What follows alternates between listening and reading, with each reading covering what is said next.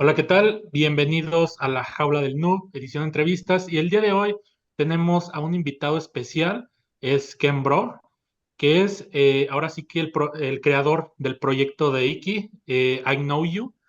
Es un personaje, una personalidad muy popular en todo este ámbito de la investigación digital del OSINT.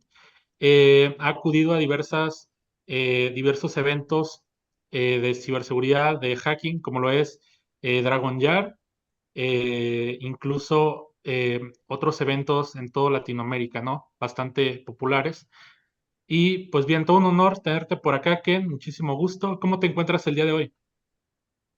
Bueno, primero el honor es mío de estar acá con ustedes, eh, y hoy particularmente me encuentro bien, a gusto, y esperemos que en esta charla surjan cosas buenas, innovadoras y muchas ideas para compartir.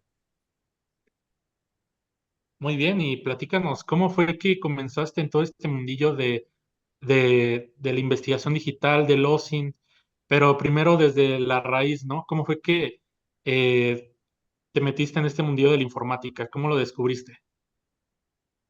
Bueno, primero aclarar que amo mi privacidad por sobre todas las cosas, a pesar de que es un concepto nuevo la privacidad, porque antes no existía esto. Antes eran todas aldeas pequeñas y pueblos donde todos se conocían y, y- y todas las cagadas que uno se mandaba eran conocidas por todos, ¿no? Esto de la privacidad viene a colación de las grandes metrópolis donde uno se puede esconder en la muchedumbre.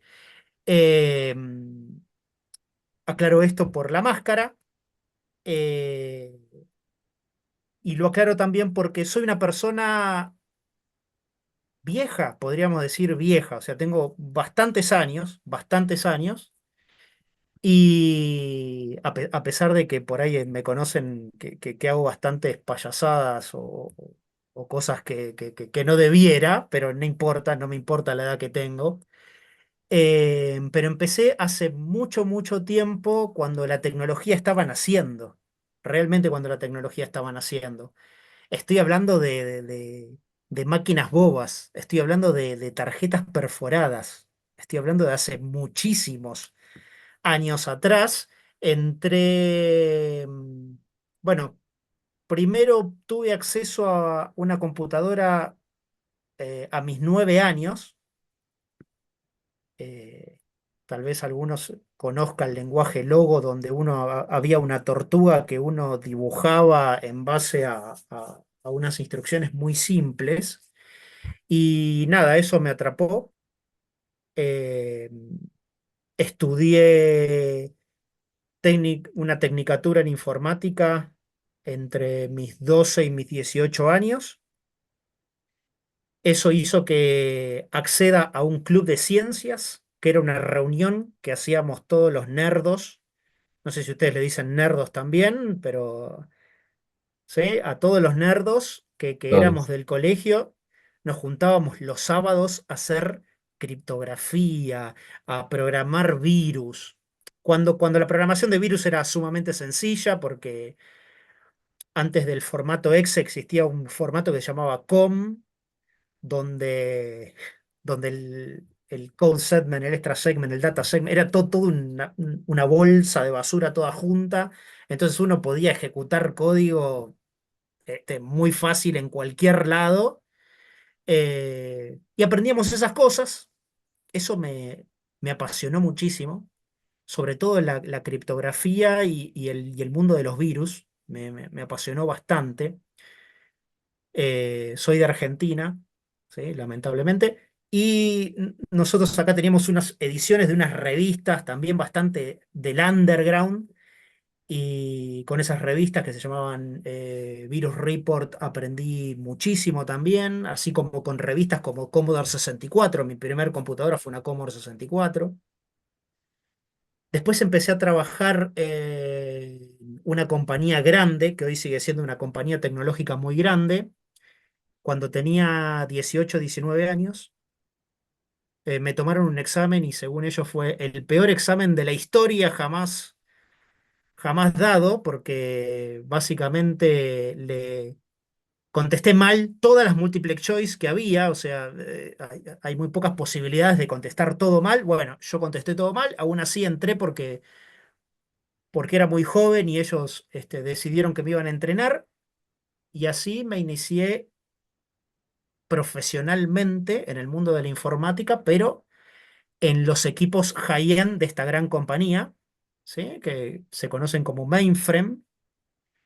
O sea que yo vengo de un mundo bastante viejo, vetusto y horrible, pero obviamente ocupa un lugarcito en mi corazón, muy, muy grande.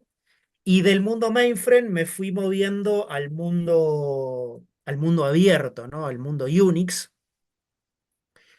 con la ventaja de que estaba en un mundo de viejos dinosaurios, como es el mainframe, y me fui moviendo a un mundo nuevo, como es el mundo de, de Unix, y siempre trabajé allá por mis tempranos años en ser como una interfase entre ese mundo viejo y el mundo nuevo, ¿sí? De hecho, siempre cuento que mi estación de trabajo siempre tuvo Unix, siempre tuvo Linux, HPUX, IX, Solaris, me moví siempre en ese mundo, por lo cual de Windows no sé absolutamente nada, pero realmente no sé absolutamente nada más que prender Valorant y jugar, ¿no?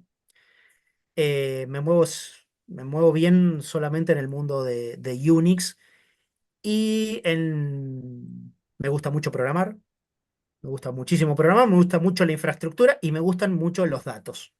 De ahí mi conexión con el mundo SINT. Allá por el 2003 empecé a colaborar con una conferencia que se llama Ecoparty, que es una conferencia bastante conocida en el mundo de la ciberseguridad. Se hace en Argentina, más precisamente en Buenos Aires. Justamente en un mes se va a hacer la edición número 20. Y yo empecé como, de vuelta, soy un viejo, empecé como uno de los primeros en colaborar, porque uno de los fundadores era amigo mío, es muy amigo mío, y, y empezamos a hacer una conferencia de la nada, absolutamente de la nada. Hacíamos absolutamente todos, desde los CTFs, las ganzúas de lo picking, la escenografía, todo pasaba por este grupo de amigos. Bueno, la conferencia fue creciendo y ya este, está todo delegado y tercerizado, obviamente, pero participar en esa conferencia me hizo aprender lockpicking, me hizo aprender CTFs, a armarlos, no solo a jugarlos. Me hizo aprender mucho de networking porque fui el responsable de armar allá por el año 2003 el primer Wall of Shame, que es básicamente analizar el tráfico de red en busca de mensajes en texto plano, tipo usuarios y contraseñas, con URLs de login, y todo eso lo exponíamos en un proyector en el medio de la conferencia para que la gente se concientizara en utilizar protocolos seguros. Eh, y bueno, así fui introduciéndome al mundo de la ciberseguridad.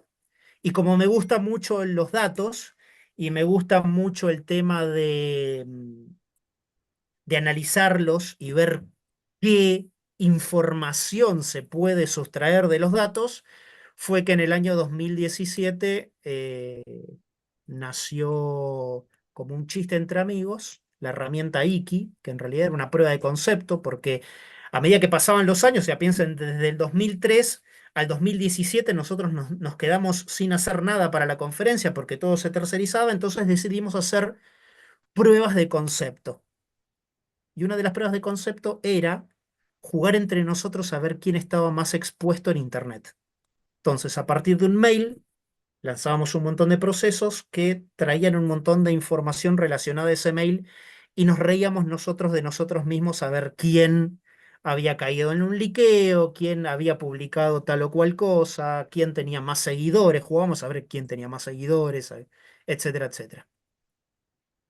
Eso gustó en la comunidad y así al otro año nació Iki como una herramienta donde se introducía un mail y a través de varios procesos de scrapping, se traía información y se intentaba correlacionar esa información con una persona. Se intentaban crear la persona que estaba detrás de ese mail a través de su relación con redes sociales, sus publicaciones, la geolocalización de algunos mensajes, que antes era bastante más fácil que ahora.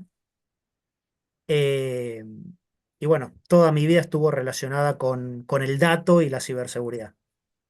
Genial, Ken. Y bueno, como ya lo reiteró Tebú, es un gusto poderte tener acá en este espacio, compartir, conversar, que es lo más importante. Hace un momento mencionaste algo que me pareció muy interesante, ¿no? Y decías, yo tuve contactos o estuve en esa parte de la transición de las tarjetitas para programar, ¿no?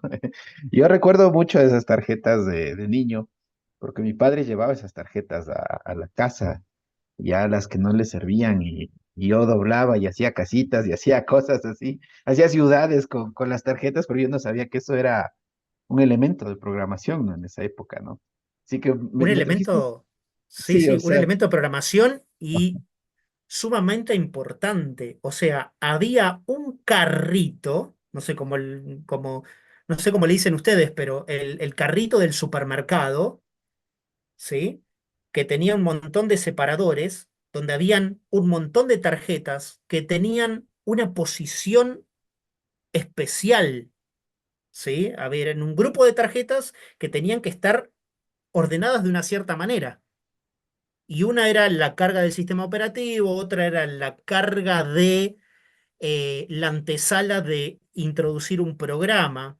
Entonces, nada, una broma bastante pesada era intercambiarle las tarjetas a quien llevaba el carrito, ¿sí? Pero era sumamente pesado eso.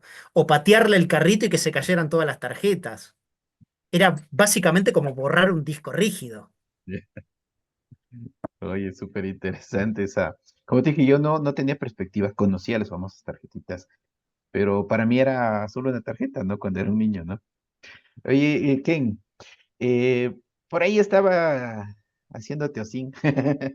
Había algunas entrevistas y algunas intervenciones tuyas y te describes con unos términos bastante interesantes. Bueno, eterno aprendiz me parece un término muy adecuado para todas las personas en todo ámbito porque nunca dejamos de aprender. Pero hay términos como los que tú te describes como gran fracasador, como impostor, como taxidermista. Bueno, eso nos hace ver que somos multitask, ¿no? En todo. Explícame por qué acotas esos términos, por qué utilizas términos que son muy divertidos, pero que siempre describen algo de la personalidad de alguien. A ver, eterno aprendiz, yo creo que, y esto es muy particular en mí, pero cada vez que lo comento creo que es de todos, y más los que estamos en este ámbito y los que somos más nerdos, que aprender constantemente es lo que nos llena. A mí lo que me llena es irme a dormir y decir, hoy aprendí esto, esto y esto nuevo. Nadie en su sano juicio se atendería con un neurocirujano que se recibió hace 40 años y no siguió aprendiendo sobre lo nuevo que va surgiendo en medicina. Lo mismo pasa con nosotros. No sirve de nada, yo que soy una persona vieja, haberme recibido hace un montón de años y de repente quedarme estancado en un escritorio sin aprender nada más de lo que está sucediendo en tecnología en el mundo. Entonces eso de eterno aprendiz un poco radica en eso, ¿sí? Si bien yo empecé con criptografía y empecé con virus y bombas lógicas que me encantaban, eh, después fui haciendo la transición a nuevas tecnologías. En ese momento los datos eran como algo despreciable. Hoy nos damos cuenta que los datos es el oro del mundo, son los datos. Y después surgió la blockchain y fue, bueno, vamos a aprender de blockchain. Y después surgió la inteligencia artificial y vamos a aprender sobre inteligencia artificial. ¿Sí? De hecho, siempre trato de formar grupos de interés de cada uno de esos temas, porque también esto de aprender solo no sirve de mucho, leer libros no sirve de mucho, yo trato de aprender todo haciendo proyectos. Iki fue un proyecto que me enseñó frontend, nunca había programado un frontend, que me enseñó multiprocesamiento, que me enseñó técnicas de obtención de información, ¿sí? Cómo bypassear una API, o sea, cómo obtener información de una API cuando la API no fue construida para darme la información directamente a través de la API, sino que se basaba en un frontend. Eh, Me llevó a experimentar con distintas técnicas, a ver cuál era la mejor para obtener la información. Por lo cual, tener un proyecto como rumbo para aprender algo, para mí es vital, ¿sí? Y así surgió, porque bueno, sí, es verdad que por ahí soy conocido por Iki, pero después en el mundo de la blockchain tengo un proyecto que hace análisis de contratos inteligentes y ahora estoy desarrollando un proyecto eh, que intenta hacer trazabilidad, ¿sí? Que todavía lo estoy desarrollando. En el ambiente de la inteligencia artificial tengo un proyecto sobre reconocimiento de caras y tengo un proyecto sobre ofuscación de caras, ¿sí? Entonces, esto de aprender y utilizar proyectos como excusa para aprender para mí es fundamental y es lo que me gusta. Fracasador, fracasador es obvio. No todos los proyectos salen bien, ¿sí? O sea, tengo más fracasos que éxitos.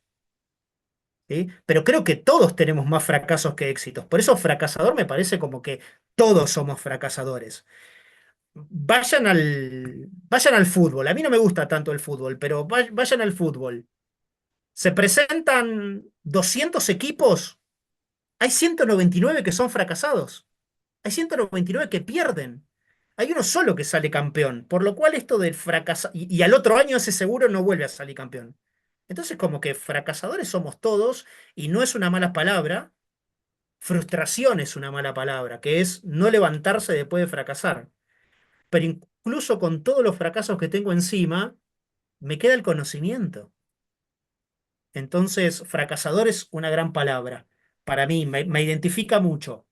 Impostor me identifica muchísimo. O sea, yo no sé qué hago acá. Ustedes me están entrevistando y para mí soy una persona cualquiera pero cualquiera me refiero a... Estoy aprendiendo, estoy en este mundo aprendiendo.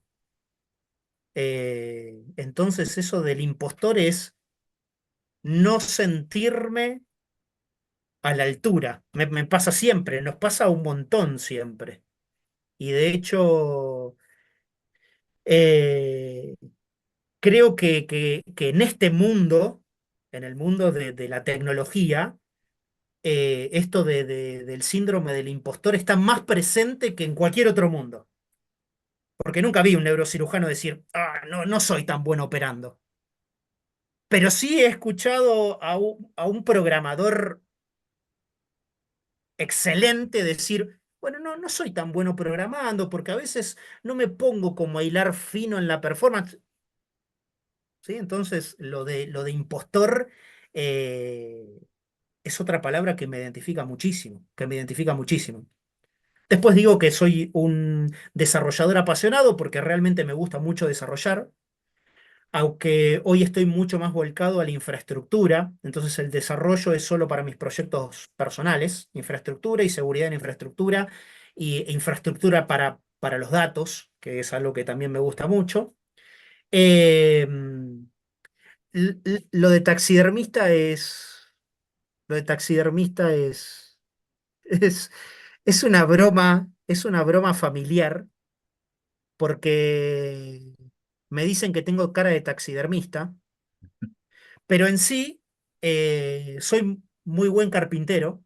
Me gusta mucho la carpintería, como para tirar un dato que jamás tiré, porque me relaja, porque estar todo el tiempo sentado en una computadora arruina cerebros. Entonces, es vital pararse y hacer otra cosa que nos relaje. Aparte lo uso también mucho porque la instantaneidad que hay ahora. Queremos todo ya y muy rápido. Y la tecnología nos permite esto de ya, todo rápido. Quiero tener todo. Y la carpintería es como, no, no, esto es más bien, lleva su tiempo, hay que ser prolijo, hay que ser meticuloso. Así que me parece que mezclar esos dos mundos me frena un poco la cantidad de cortisol que nos inyecta en la cabeza la profesión, ¿sí? Eh, Estuve en 3 o 4 disaster recovery donde uno pierde 10 años en 12 horas, entonces es muy importante después renovarse de eso con una actividad que no tiene nada que ver.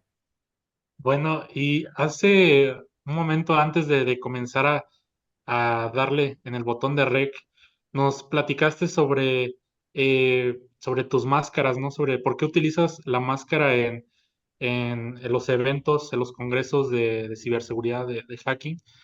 Y bueno, quisiera hacerte otra vez esa pregunta de por qué utilizas estas máscaras en los eventos y cómo fue tu primera experiencia dando una conferencia y cómo fue que te enfrentaste ante, digamos que, bueno, porque hay muchas personas que de primera vez tenemos mucho miedo en hablar en público, somos muy penosos, muy vergonzosos y nos da siempre, yo creo que a todos nos ha dado ese tema del síndrome del impostor.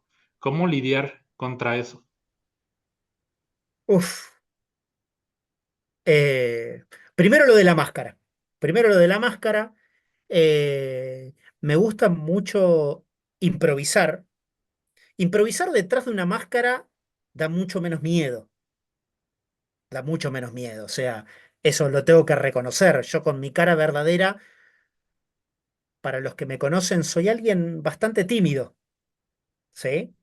Pero con una máscara uno se siente como el místico, ¿no? Que se pone la máscara y sale a luchar, pero la máscara me ayuda bastante en eso.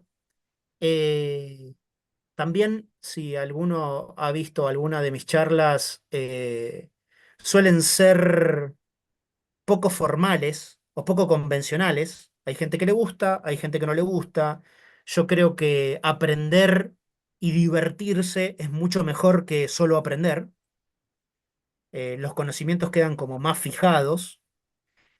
Eh, entonces, esto de ponerme una máscara es quitarme un poco el miedo y es generar con el público un llamado de atención y la gente dice, este qué raro, qué es lo que hace. Eh, no siempre usé máscara, mis primeras conferencias no fueron con máscara, pero no están publicadas, eran más en reuniones Anders. Eh, y esto empezó porque entre el año 2015 y 2017 trabajaba por una empresa que me dijo, esto que haces no me gusta. Entonces hace algo para que no me relacionen con vos. Y así surgió una máscara que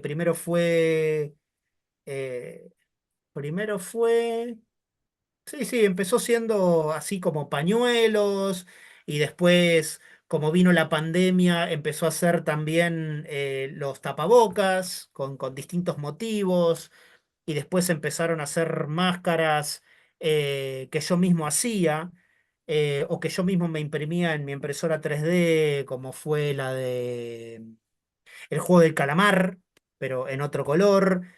Y después la gente me empezó a regalar máscaras y yo empecé a utilizarlas. Una vez di una conferencia justo el Día de los Muertos allá en México, entonces me regalaron una calavera y la di con una calavera. Eh, ¿qué otras máscaras tengo? Bueno, ahora surgió esta, que me la regaló Sabas, que es de Electronic Cat, que es del Místico, que por cierto me está dando bastante calor esta máscara. Así, si me permiten, me la voy a sacar. Esta es un poco más acorde, me deja Con razón te daba la boca calor. afuera, claro, por eso tenía calor. Em, y por eso se volvió ya, se volvió algo como que nació este personaje llamado Kembro y, y ahora doy todo con máscara.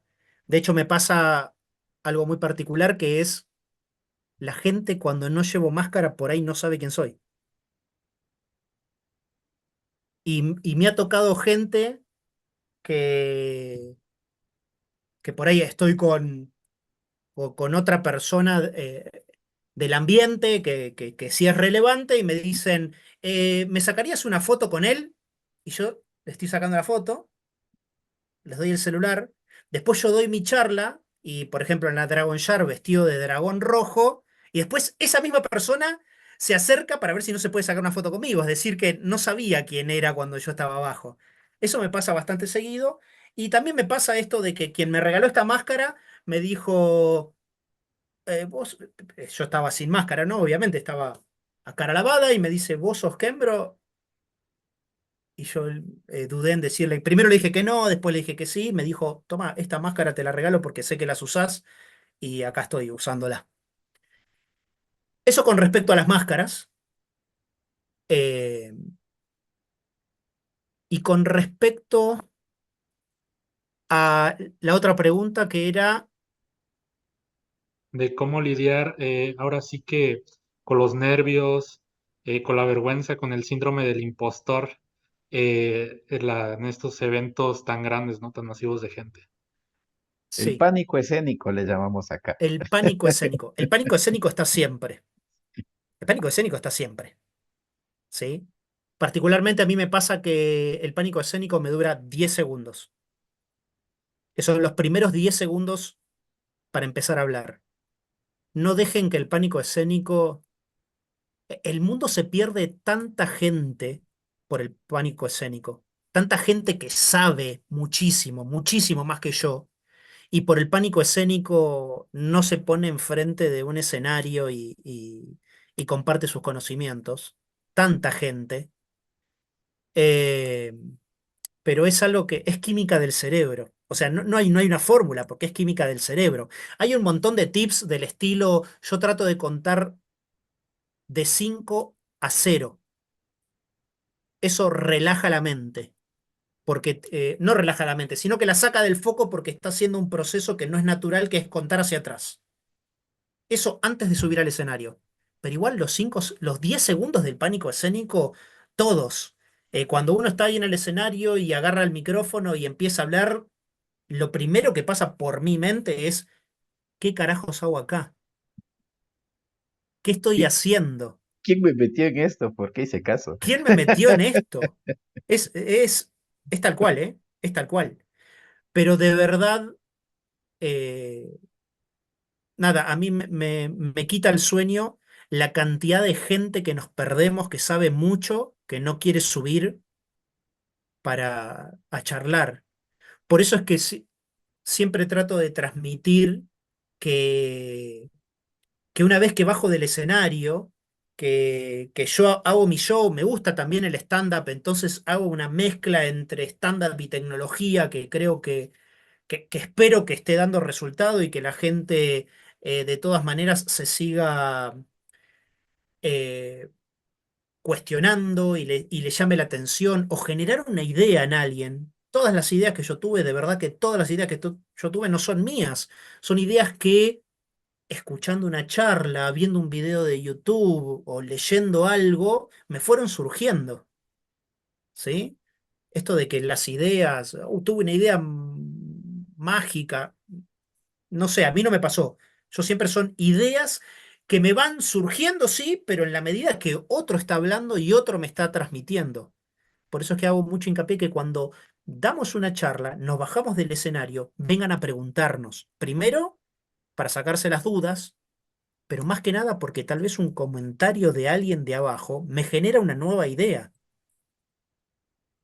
Eh, pero fórmula para perder el miedo, Eh, no la he encontrado, ¿eh? Si la encuentro les aviso porque nos serviría a todos, simplemente porque serviría que muchos se suban al escenario a transmitir sus conocimientos. Sí, genial. Eso que acotas acerca de todas esas habilidades que muchas veces se pierden por no podernos comunicar, por no poder perder ese miedo al famoso pánico escénico que, como decía The Book, absolutamente todos lo hemos vivido. Yo, bueno, tengo la oportunidad de compartir conocimientos por parte de la docencia. Y bueno, cuando empecé mis primeros años a hablar, era para mí muy complicado explicar las cosas, decir las cosas, hacer entender las cosas, porque dentro de de tu mente estaba todo un conjunto de engranes y tú sabes cómo funcionan esos engranes. Pero para que los demás entiendan cómo funcionan los famosos engranes, pues es difícil explicar. Así que bueno, me parece muy interesante.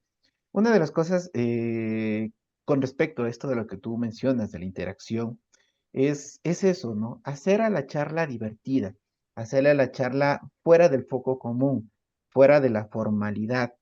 Eh, tuve la experiencia, disculpa que me tome un tiempo, alguna vez estuve en ¿No? un evento y todos los expositores que eran del país donde estaba en el evento, todos absolutamente estaban muy bien internados, puestos corbata, puestos de chaqueta, a pesar de que era en un sitio demasiado caluroso, entonces todo el mundo estaba muy encorbatado, muy enchaquetado, muy bien formal, mientras que los expositores extranjeros, especialmente europeos, ellos iban ellos literalmente iban con un pantalón corto, con tenis, con una camiseta y se paraban al frente y empezaban a explicar, ¿no? Entonces, son tips que uno puede ir interactuando y que yo veo que en tus charlas, como por ejemplo vi la de Dragon Yard, en la que sales vestido de dragón, ¿no?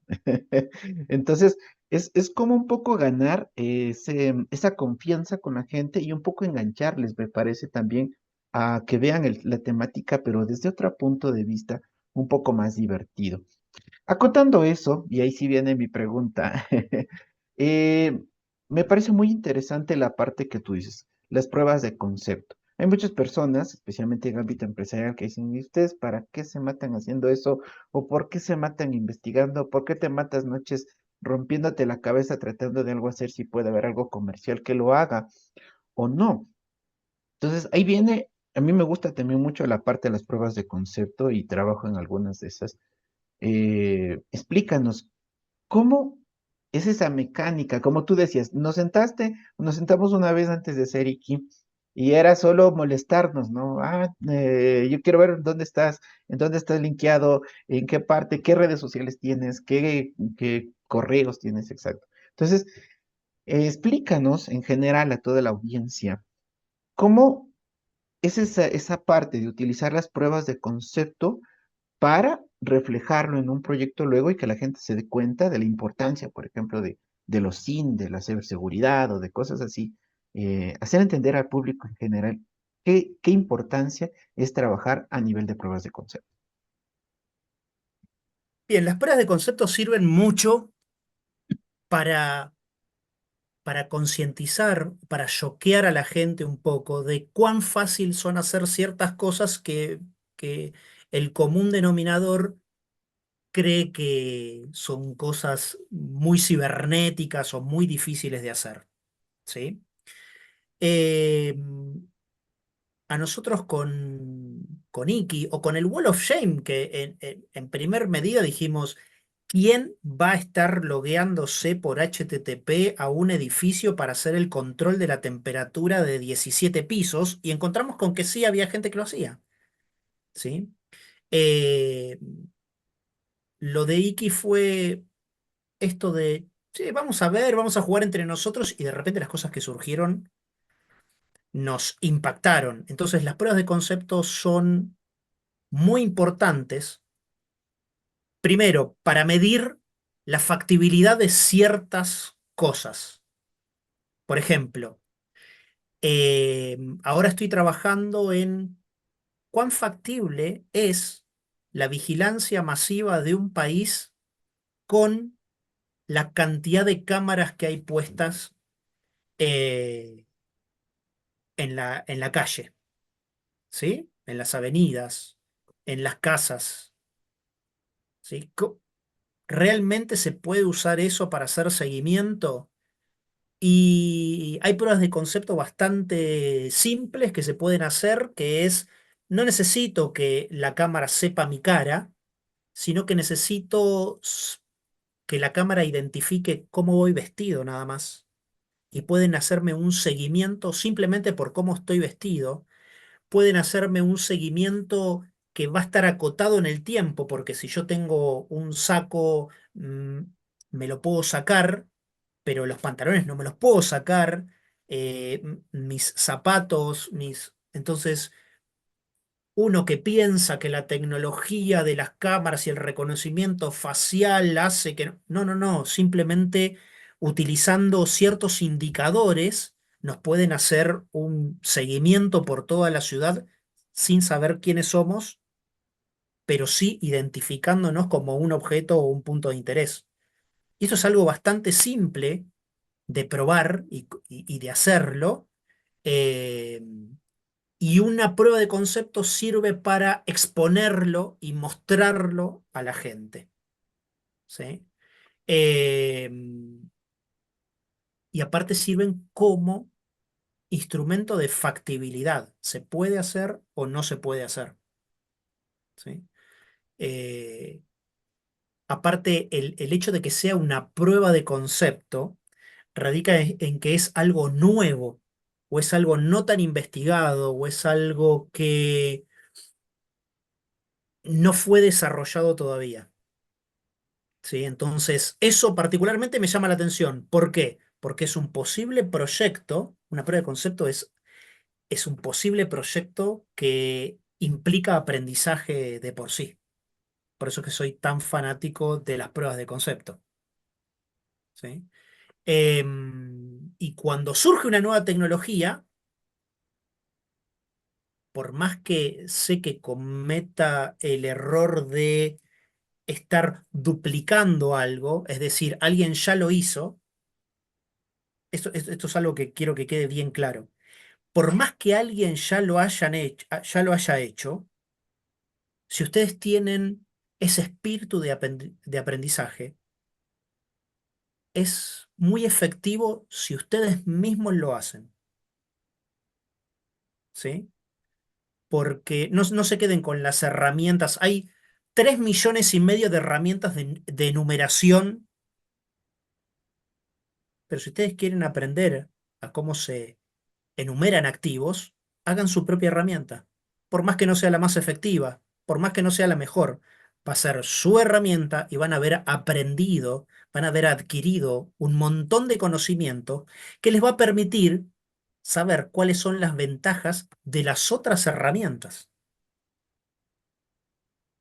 Eh, para mí, resumiendo, las pruebas de concepto lo son todo. Son un proyecto de excusa para aprender, son una forma de mostrar la factibilidad de algo y son una forma de concientizar a todo aquel al que expongamos a esa prueba de concepto.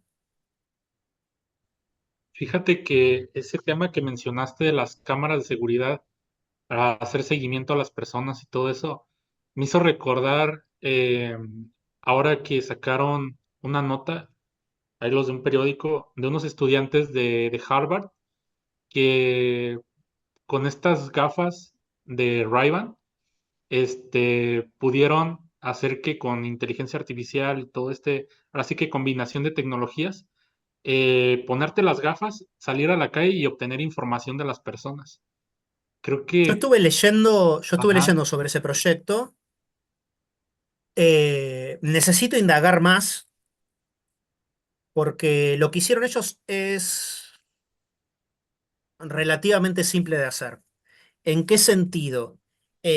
Hay páginas que se llaman FaceCheck o PMICE que incluso tienen APIs, entonces yo calculo que ellos fueron por ahí porque se nombra, PMICE lo nombran, no sé si FaceCheck también lo nombran, pero básicamente si ustedes suben una foto a cualquiera de esos sitios, le va a devolver un montón de información. aclaro, no suban sus propias fotos a esos sitios, porque si no los encuentran y ustedes subieron una foto, ya el sitio empieza a tomar debida nota de lo que hicieron, ¿no? Es como las páginas estas que medían el fingerprinting o la unicidad del fingerprinting que tienen nuestros navegadores, nuestras computadoras, etcétera, etcétera. Y uno decía, ay, bueno, voy a probar si me tienen en su fingerprint. Y si no lo tenían ya, cuando ustedes lo chequearon, ya lo registraron, entonces no es tan bueno probar en eso, pero yo calculo que viene por ahí lo que hicieron ellos, que fabuloso, fabuloso. Eh,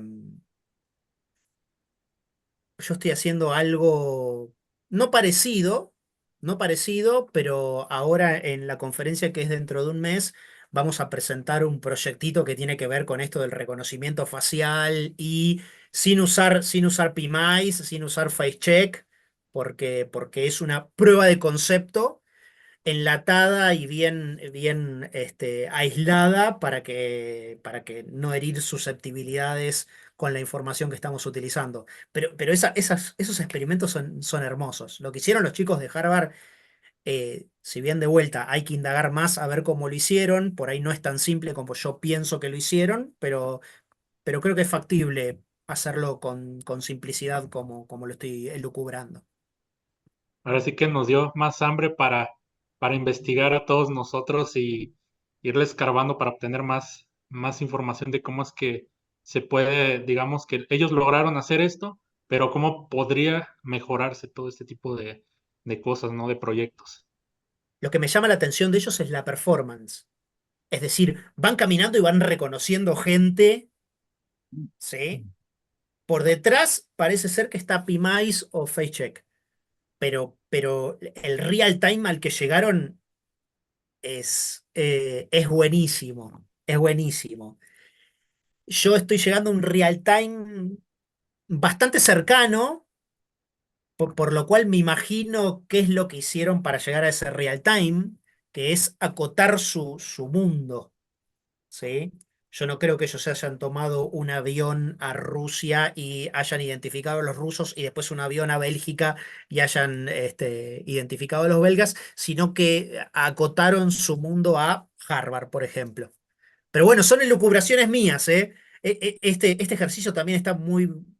Me encantan este tipo de ejercicios, justamente por eso me encanta que la gente venga a hablar y me diga, tengo una idea loca, mira esto, y nos ponemos a ver, y para mí usaron esto porque lograron hacer esto en este tiempo, y fíjate que atrás deben haber pagado la API seguramente porque es más fácil eso y porque tienen recursos, nosotros los latinoamericanos tenemos más ingenio porque tenemos menos recursos, obviamente, pero todo esto de esta charla para ver, che, cómo lo habrán resuelto, para mí es así, así, es como muy enriquecedora.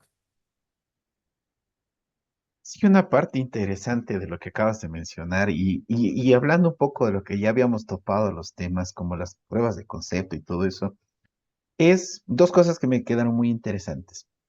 Gran parte de los proyectos, y eso no lo había pensado antes, ¿no? Que tú mencionas o que en cualquier vida, en cualquier proyecto, nace de interacciones de una conversación. O sea, como tú dices, estamos conversando, topamos un tema y es como que tu cabeza empieza a golpetearte y dice, oye, ¿por qué no haces esto? ¿Por qué no trabajas en esto? ¿Por qué no investigas más de esto? ¿Sí? Hay una cosa muy interesante, a mí me encanta conversar mucho con la gente, me encanta ir a un bar, sentarme, tomarme una cerveza y empezar a conversar de cualquier tópico. Eh, y claro, ahí es donde el cerebro muchas veces trabaja por este tipo de dudas que te meten, de espinas que te meten las personas y que son proyectos. Una cosa que destaco mucho de lo que acabas de conversar hace un momento, Ken, es desarrolla tus mismas cosas, ¿sí? Es algo muy interesante, ¿no? Puede ser que exista la mejor calculadora del mundo, pero ¿por qué no te metes a, por poner un ejemplo, a desarrollar tu propia calculadora en un lenguaje de programación o alguna cosa así? Porque vas a aprender, vas a empezar a hacerle trabajar a tu memoria, a tu mente en sí, a tu interacción interna y vas a fortalecer muchas cosas. Eh, Ken, dentro de todos esos conocimientos que tú has adquirido a lo largo de los años y las experiencias y el fracaso de lo que hablábamos hace un momento, ¿Qué pasa si, te voy a poner una pregunta hipotética? ¿Qué pasa si viniera, por ejemplo, por ponerte un ejemplo, el presidente de Corea del Norte y te dice, estamos reclutando a personal porque vamos a hacerle guerra cibernética a los gringos, necesito, Ken, que estés conmigo? ¿Qué le dirías tú? Yo sé, Ken, que tú trabajas en OSINT, en tales cosas y eres súper importante para mi ejército cibernético, así que quiero tenerte a mi lado. ¿Qué dirías tú? Eh, es es difícil la respuesta en el sentido de que no me atrae el dinero, no me atraen las cuestiones políticas, detesto profundamente la política, no me atraen las guerras, pero los desafíos me pueden, pero los desafíos me pueden. Obviamente que siempre uno en en la balanza va a poner el dinero porque tenemos que comer, básicamente. eh, Va a poner cuestiones humanitarias, va a poner hasta dónde va a llegar esto, cuál va a ser el impacto, si el impacto es positivo, si el impacto es negativo, si el impacto es social, si el impacto es económico. Todo eso se debería poner en una balanza, pero, pero los desafíos me pueden, son mi debilidad. Es como una droga, de verdad, el desafío, el decir, ¿se puede hacer esto? ¿Cómo se puede hacer? Aplicar los conocimientos que ya tengo, ya, y que alguien me pague por aplicar los conocimientos que ya tengo, eh, ahí sí uno puede evaluar mucho mejor. ¿Sí? No sé si se entiende, es como decir, bueno, tengo un pasado de pentester. Vienen y me dicen, bueno, quiere que me hagas un pentesting. Es como que ahí va a ser, mi evaluación va a ser solamente económica. Bueno, está bien, pero quiero que le hagas un APT al CEO de Nvidia. Ahí ya no es económico, ahí ya hay algo de espionaje industrial o algo por el estilo, y ahí ya uno se alejaría porque eh, meterse en problemas no está bueno. Pero si alguien me trae un proyecto de, bueno, queremos como indagar en las ondas cerebrales de los seres humanos, ¿sí? Que se está aplicando muchísimo hoy con todo lo que es Neuralink, como una empresa que está a la cabeza de eso, pero hoy con el kit OpenBCI cualquiera podría acceder a los principios de esa tecnología. Eh, ¿Cómo podemos hacer para apagar un cerebro como si, cómo podemos hacer un pulso electromagnético para apagar un ser humano? Y éticamente es horrible, pero cómo me gustaría participar en ese proyecto. Es una cuestión de desafío lo que me impulsa. Y obviamente fui demasiado extremo con el ejemplo que di. ¿Sí? No, no me llamen si quieren apagar cerebros, eh, O sea, mi pregunta también fue pero extrema. claro. Por eso, por ahí con el... Y, y, y esto lo voy a decir sinceramente, eh, no me metería en el ejemplo que dijo usted porque me falta información para evaluar. Cuando uno dice Ucrania o Rusia, y no vivo en esa parte del mundo como para poder opinar o para poder sacar una conclusión lo más objetiva posible, si bien la objetividad no existe, no vivo en esa parte del mundo para poder evaluar con objetividad qué es lo que pasó, cómo pasó, qué es lo que está sucediendo, quién tiene razón, quién no tiene razón. Creo que en una guerra nadie tiene razón, ¿no? Eh, pero es difícil la respuesta a eso. Es difícil la respuesta a eso. Sí, debo reconocer que el desafío es lo que me tienta. Viene alguien a plantearme un desafío hermoso, Y si encima me da recursos, creo que lo haría solo por la comida del día a día.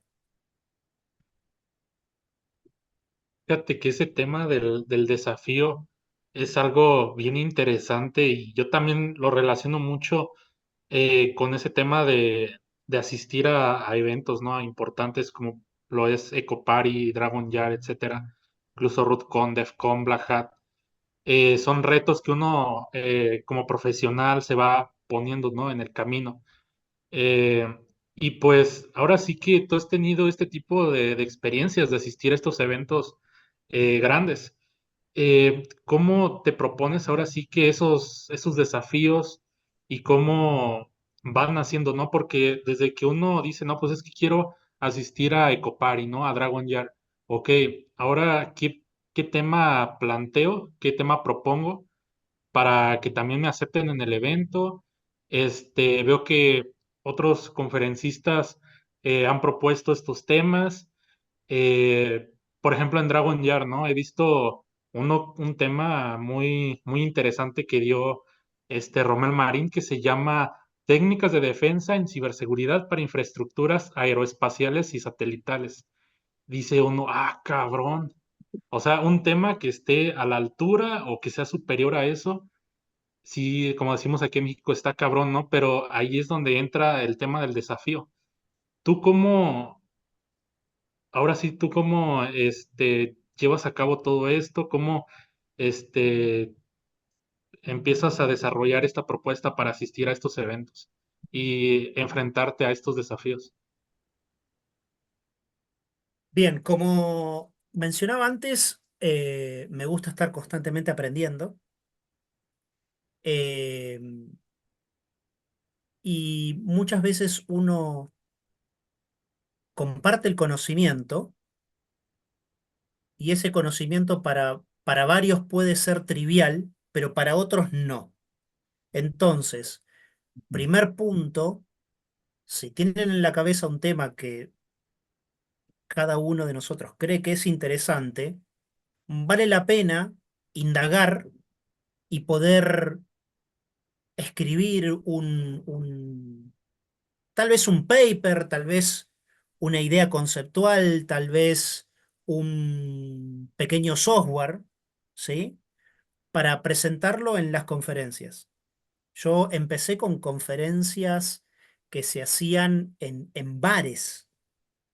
No sé si allá, supongo que en sus países respectivos también se debe utilizar esto de reunirse en bares 10, 20, no importa, y plantear un tema y desarrollarlo y que puede ser tanto una charla multitudinaria entre todos, un ida y vuelta entre todos, como puede ser una charla de uno y el resto mientras toma cerveza escucha, ¿sí? Eh, Después, obviamente, uno va empezando por ahí y va escalando, escalando, escalando hasta que llega a estas conferencias de mucho más renombre. Yo he presentado eh, papers, pruebas de concepto, software que he desarrollado en un montón de conferencias y en muchas he quedado y en muchas no. ¿Sí? No. No sé si está esta falsa idea de que lo que uno presenta ya está, queda porque es una máscara. Bueno, no, no. Hay conferencias que son más académicas, hay conferencias que son más de solo transmitir conocimiento.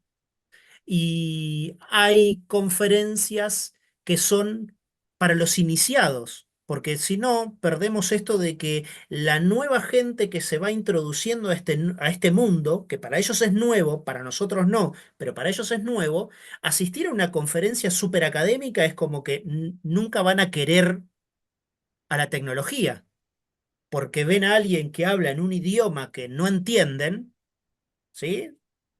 Independientemente de que también hablan español, pero hablan en un lenguaje tan técnico que no lo entienden que terminan frustrándose los propios asistentes. Entonces, no. si bien hay conferencias que son más bien académicas, conferencias que son de alto nivel, hay conferencias que también son para los iniciados y no tenemos que perder el foco en eso.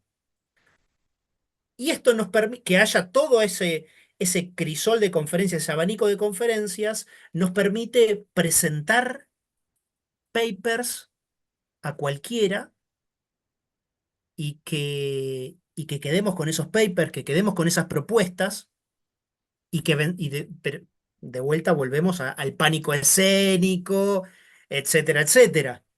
¿Sí?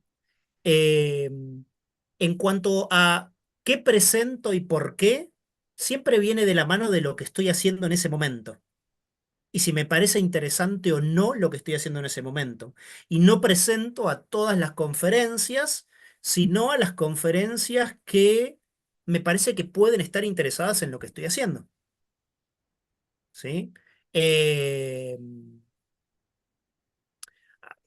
Particularmente en Dragon Shar, que fue mi tercer año en presentarme y quedar, lo que presenté el primer año fue a Iki, lo que presenté al otro año fue a este analizador de contratos inteligentes y este año presenté a esta herramienta de trazabilidad, pero en muchas otras conferencias que estaban relacionados más con el ámbito de la privacidad, he presentado temas relacionados con la privacidad, como el browser fingerprinting o los datos que exponemos en las redes sociales. Eh, Todo dependerá de a qué apunta la conferencia y algo muy importante que a veces es difícil de dilucidar es el público que va a asistir a la conferencia. Más que la conferencia es el público al que va a asistir la conferencia. Es decir, si la conferencia es en el marco de una universidad, el, el tema podría ser académico, pero lo suficientemente natural como para que alumnos de una universidad lo puedan entender. Alumnos, no me interesan los alumnos de su último año de universidad, sino esos alumnos que recién están empezando la carrera que también entiendan de lo que se está hablando. Entonces, el espectro a presentarse es muchísimo, desde un bar pasando por una universidad hasta una conferencia de alto nivel. Y por eso también esto de fracasador. He presentado mucho en muchas conferencias y me han dicho, no, gracias. No, no, no, no nos parece interesante tu tema, o nos parece interesante, pero estamos yendo para otro lado, o me parece que el público objetivo no le va a gustar el tema que propusiste. Y obviamente ahí en nuestra cabeza es como nuestro ego dice, ves que sos un impostor, pero después a las 24 horas se terminó esa química y volvemos a empezar. Fracasador sí, frustrado no. Sí, sí, súper interesante esa parte, ¿no? Yo creo que hemos visto una de las cosas más importantes de lo que hemos podido conversar es que tengamos o que reflexionemos esa capacidad de investigar. O sea, a la larga es como que nosotros como personas nos han tapado esa capacidad, nos han bloqueado esa capacidad de investigar. O muchas veces la gente ve como que investigar es algo aburrido, como que es algo no interesante, ¿no? Hablábamos también de los retos. Entonces, el reto hace que, bueno, yo meta cabeza para poder investigar algo. Entonces, he estado en algunos eventos, como nos has comentado, y tú has visto mucho público latinoamericano, ¿no? Me has dicho que has estado en Guatemala, has estado en Colombia, que es un país muy hermano con el mío, en Argentina, que tú vives. Eh, Tú con todas las personas que has interactuado, ¿has visto que hay interés de las personas, de los jóvenes, como para poder nosotros como latinoamericanos ser competitivos, no solo en el ámbito de la ciberseguridad, de los SIN, sino en muchos otros ámbitos, ¿no? Lógicamente nos concentramos aquí en la parte de la ciberseguridad y todo es lo que nos apasiona, ¿no? Pero tú, ¿cómo has visto a las personas? ¿Has visto que hay personas interesadas a nivel Latinoamérica? ¿Piensas tú que podemos nosotros ser competitivos? Porque uno el latinoamericano tiene la mente como que es más pequeñito que los otros, ¿no? Ah, Europa es muy grande, Estados Unidos es muy grande. Nosotros los latinos somos pequeñitos, entonces, ¿tú piensas o has visto esas capacidades dentro del latinoamericano como para decir, oye, podemos destacar, podemos hacerlo, nuestros proyectos valen la pena, nuestros proyectos son competitivos? ¿Qué opinas tú, Ken?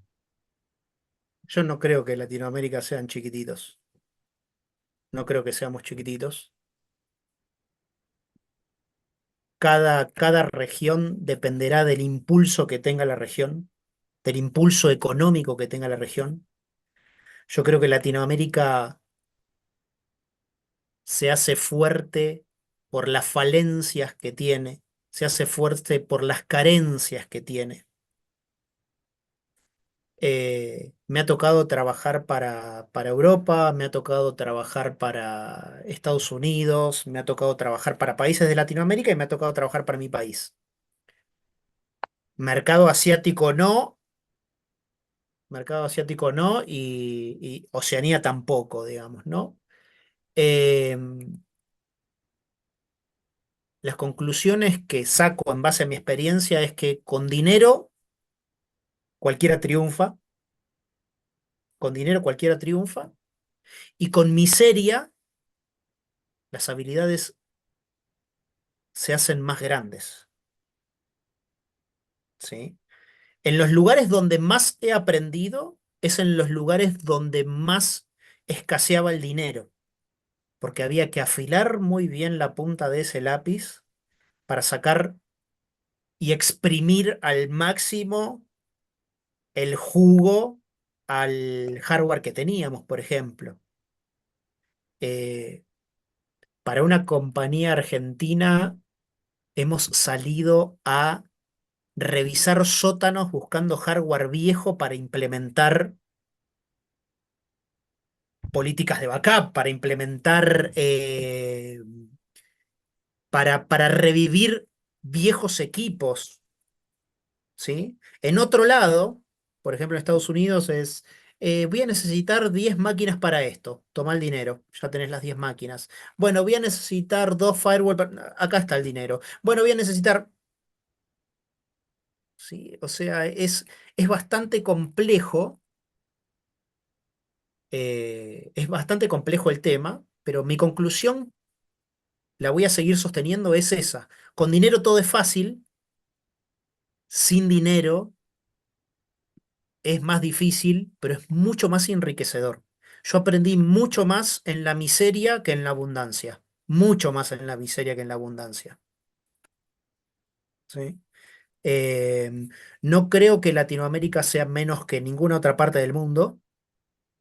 De vuelta, está también. Hay una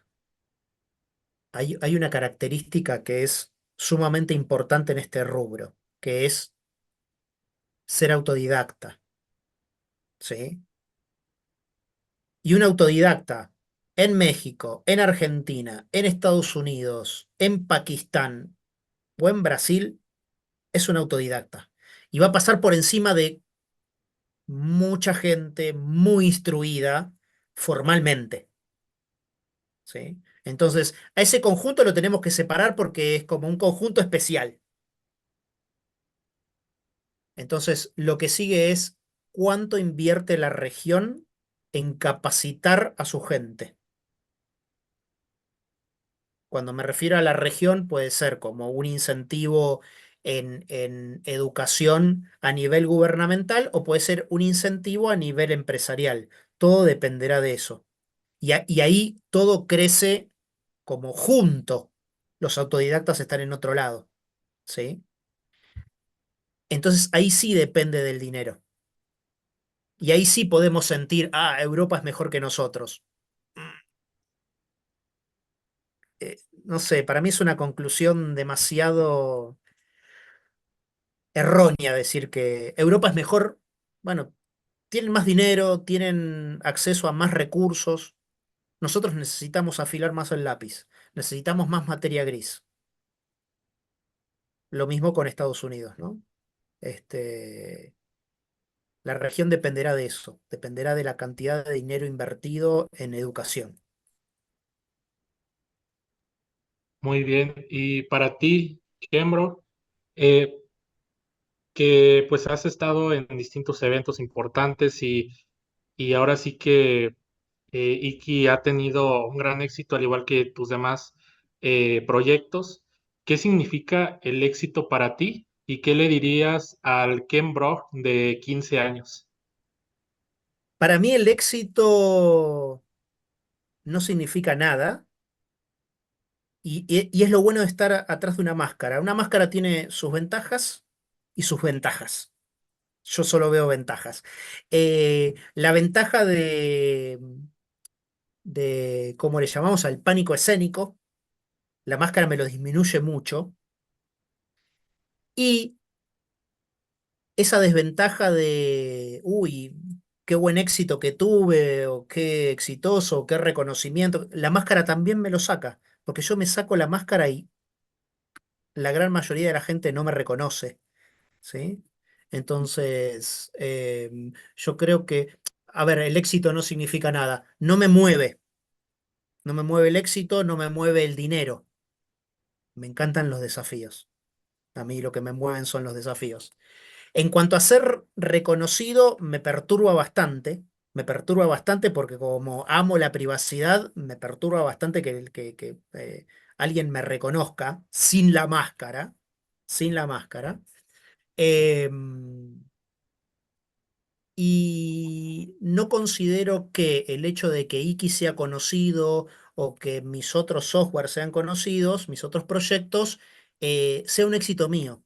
Para mí es un éxito del software que anecdóticamente yo lo desarrollé, pero es el éxito del software. De hecho, hice cosas mucho más complejas que Iki y pasaron desapercibidas. Y no por eso fueron menos exitosas. El éxito para mí vendría a ser el conocimiento que adquirí desarrollando eso. Parece como que estoy haciendo un personaje muy así como Épico. increíble, ¿no? Claro, pero realmente lo siento así. Y cuando me saco la máscara, obviamente que soy un nerdo como ustedes, bastante tranquilo, bastante tímido, ¿sí? A mí también me cuesta hablar, a mí también me cuesta ir a preguntarle a alguien que hizo algo hermoso, porque siento que le estoy haciendo perder el tiempo. A mí también me pasa eso, soy un nerdo como cualquier otro, o sea, este, y por ahí eso también esconderme atrás de una máscara radica en eso, en que a mí me gusta seguir siendo ese nerdo tímido, ese nerdo que se junta a charlar de tecnología con amigos. Me gusta eso, espero que Iki haya sido lo que fue o lo que es y que el resto de las herramientas también. eh, no me cambie en absoluto y lo que más deseo es seguir desarrollando cosas que a la comunidad le sirva. No, en verdad, muchísimas gracias por tu tiempo, Ken, y por tus respuestas. Todo un honor tenerte por aquí en el podcast. Muchísimas gracias. Eh, espero haber estado a la altura, esto de lo de impostor. Espero que alguien que escuche esto se interese. Lo que más me gusta a mí en las charlas es generar interés en la gente, despertar ideas en la gente. Y, y si bien esta charla no fue técnica, porque realmente no andamos mucho en lo técnico, le sirva a la gente para poder crecer y poder interesarse en la tecnología. Muy bien, pues muchísimas gracias a todos. Esto fue La Jaula del No.